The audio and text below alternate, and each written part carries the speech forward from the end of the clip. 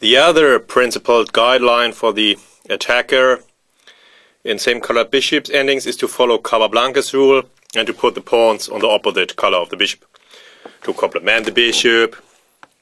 They cannot be attacked by the enemy bishop. They take away squares from the enemy king. So it does make a lot of sense. And so the position Heimes Bosshardt 2006 Germany is one for white, and I have used analysis by Remy Heimers from the German chess magazine 64 February 2012.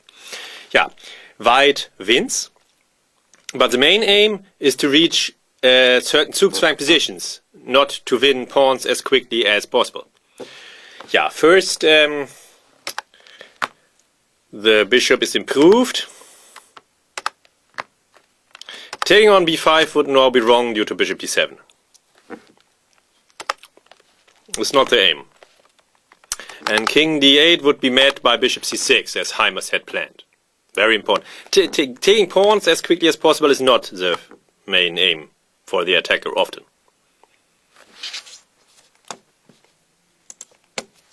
Okay. And a pawn endgame, of course, is also no option. White has a good bishop, black has the bad bishop, and white's king is quicker than black's king. So the position is won. Black's bishop cannot be activated, but yeah, how to enforce this? Bishop f3 is forcing black's bishop to stay passive. This is the most important thing.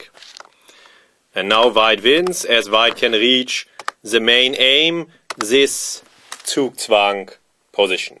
White's main aim from the beginning. And it will also be reached in the game. We will see after the 11th move of the game. This is the decisive Zugzwang. All black moves now have large disadvantages. Sufficient for white to win. While in the game, after bishop g4, this is the one moment where black can survive. Now the bishop can be activated. And here Bosshardt missed his chance. Activating the bishop is more important than the pawn, and now the position is a draw. White has won a pawn but won't win the game, as he has allowed the activation of black's bishop, and such an active bishop cannot be defeated. There are not enough weaknesses left. Here black can defend this weakness, and now the bishop can defend as long-range piece both wings at the same time, and the position remains drawn. Yeah, but in the game Bosshardt missed his chance. Now we have reached the Zugzwang position and it's over. Yeah, here there is such a guideline that if the defender has 3 weaknesses, the defender loses. But okay, this guideline again is very dangerous. But here it applies, and it can be calculated quite quickly, I think, that white reaches the main Zugzwang position. Then now black must either allow the invasion of the king or lose one of the pawns directly, and then it's over.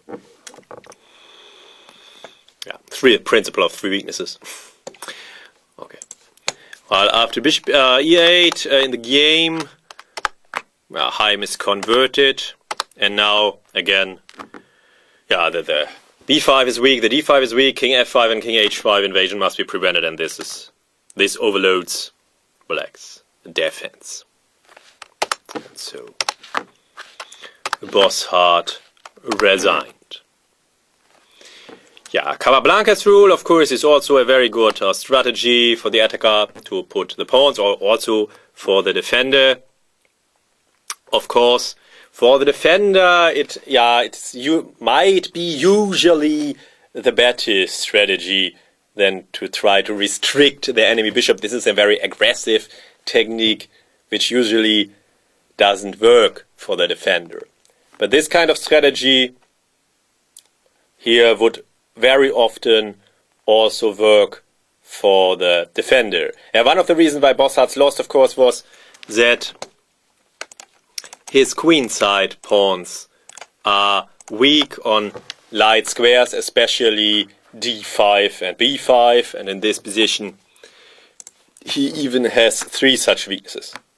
So the defender usually should follow Capablanca's rule to put the pawns on the opposite color, as the attacker Remy Heimers has done here.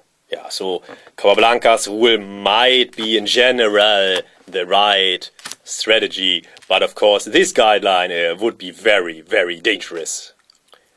But okay, in principle, yeah, it makes a lot of sense to put the pawns on the opposite color.